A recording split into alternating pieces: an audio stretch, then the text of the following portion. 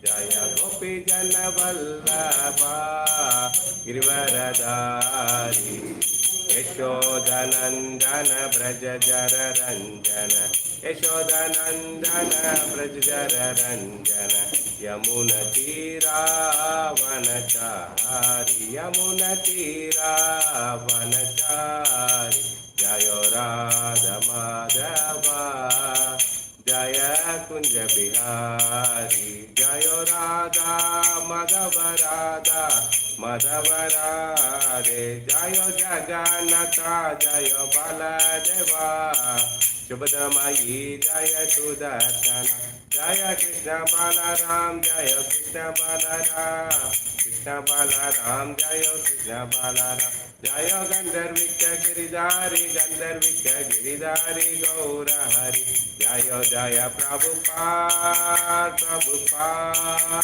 Prabhupada Jaya Jaya Prabhupada Om Namo Bhagavate Vasudevaya Om Namo Bhagavate Vasudevaya Om Namo Bhagavate Vasudevaya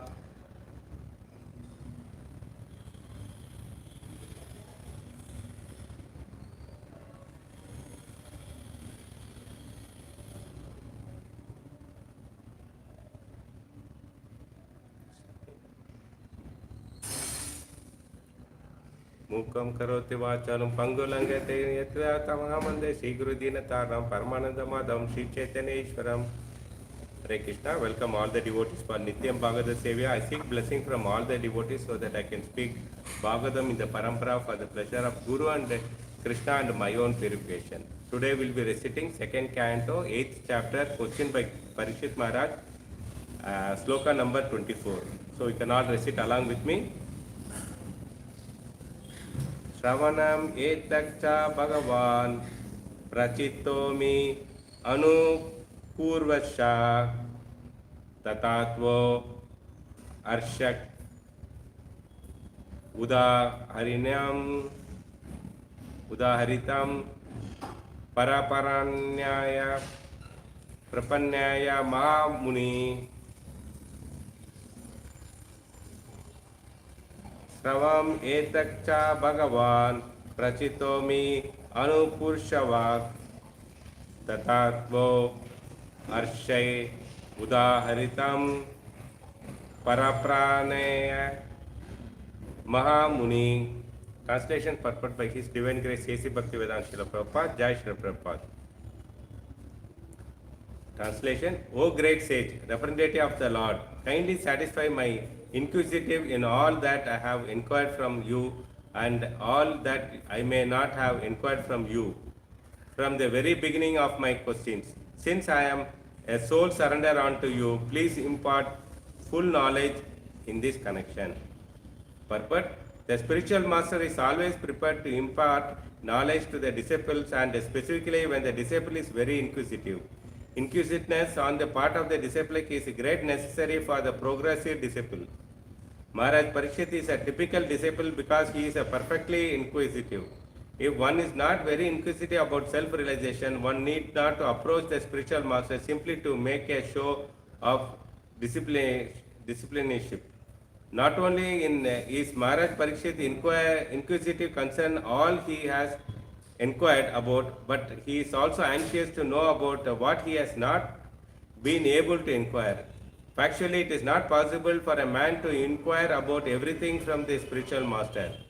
But the bona fide spiritual master is able to enlighten the disciple in every way for the disciple's benefit. Namo Pangajanabhaya, Namo Pangajamalini, Namo Pangajanetaya, Namaste Pangajangre, Mukter Mahabhirya Ima Pura Vibhur, Nirmaya Set At Yat Amyusa Purushaha, Mukte Guna Sodasa Sodasatmaha, Swalingesha Bhagavan Vasam Shimi. Hare Krishna. Welcome once again for Nityam Bhagavad Sevya. Today is very interesting sloka. Till yesterday from 7 to 23 slokas, Parishit Maharaj was going on asking questions. In this sloka, what Parishit says that I may not ask the question, but you are the right person to enlighten me with more answers. So it's very uh, important as a devotee that what Prabhupada also saying is, you may not know all the question, but Guru can enlighten you with all the answers. So that is the bottom of the message today. So before moving on to today's sloka, let us recap what we have studied yesterday, the last sloka. The independent personality of God and enjoy his pastime by his internal potency at the time of annihilation, gives them up to the external potency, and he remains a witness of it. What yesterday was discussion was the Krishna, he also plays a role in internal potency, plays in Leelas. But simultaneously, when he is departed, he is no way connected to that incident. Like he will hand over to Maya and just he will be witnessing it. That's all. So, how is it? Whether he's playing drama or it's a real? So, this was a question from the Parishit Maharaj. So, today's sloka, what we are understanding is Parishit Maharaj is going on asking Sukadeva Goswami, O great sage, O Lord, I desire to understand the subject matter in truth. So he said that, Sukadeva is referring to Sukadeva Goswami, I need to understand the subject matter in the truth of this, and even what I have not asked. So there are some questions I have not even asked, but I want to know about that. I may not be able to properly converse student. Okay, I am not a good student. I may not have identified the essential questions also. I am not prepared important questions also. But you are the very exalted teacher. I know that you are the exalted teacher, even though the question I may not have asked, but I may have those questions. Even though I have not asked, but I may have that questions in my mind. But I have never realized that I have those questions. But I didn't realize it, that I have these questions also. It happens sometimes, when you meet a exalted persons, something you want to ask, but you forget to ask them. So after departure of the important VIP, then you will realize, I could have asked these questions. So it happens in everybody when they are in corporate office, to the boss when they converse, they may forget to ask something. So this is what the Parishit Maharaj's situation. Whatever you think, the question I have asked, I have been able to think and articulate. Whatever I asked it, I can think and articulate it, present it. But there may be many hidden questions which I have not even deciphered. You speak about those also. I might have asked it, but please tell me that. I should not say that these Nitya Siddhas, they don't have empathy towards the struggling sadhakas. So, they don't have courtesy about struggling sadhakas. Okay. Nitya Siddhas means the other sages he is referring who are assembled in the arena, Naimisharanya place. Krishna can empower, Krishna can consider them as a Nitya Siddhas. So, such people also Krishna can empower them and consider them as a Nitya Siddhas because they come here to execute Krishna's mission. Krishna can empower them. So who are that? There are some Sakti avatars as called. So who are come to execute the mission of Krishna, Krishna will empower, like our Prabhupada. Therefore, there is no question of, Acharya cannot empathy towards the struggling sadhaka. You cannot consider that, Acharya cannot deliver the struggling sadhakas.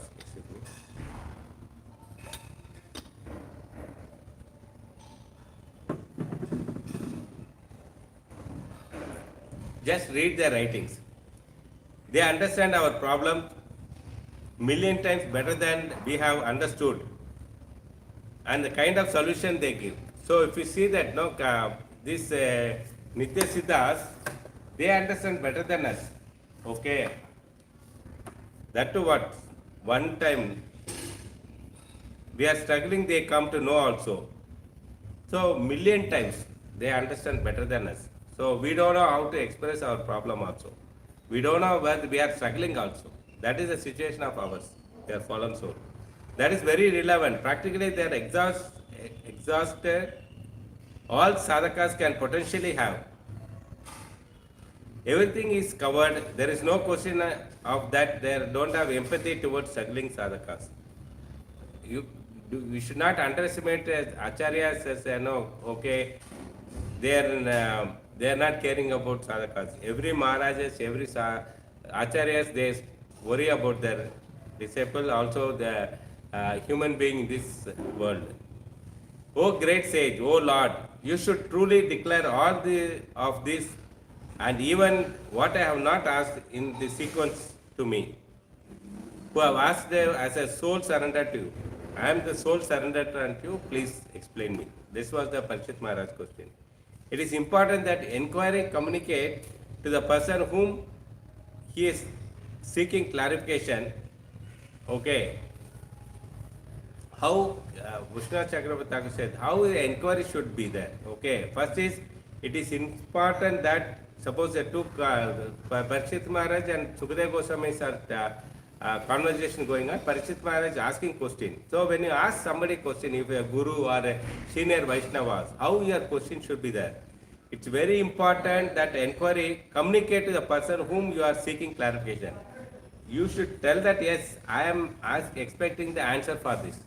Sometimes you might be seeing as a family grihastha, the child will ask a question. But it is not asking question, it will make sure that you answer to that question. Have you come across such problem? The way it presented, it communicates that I want this answer, okay?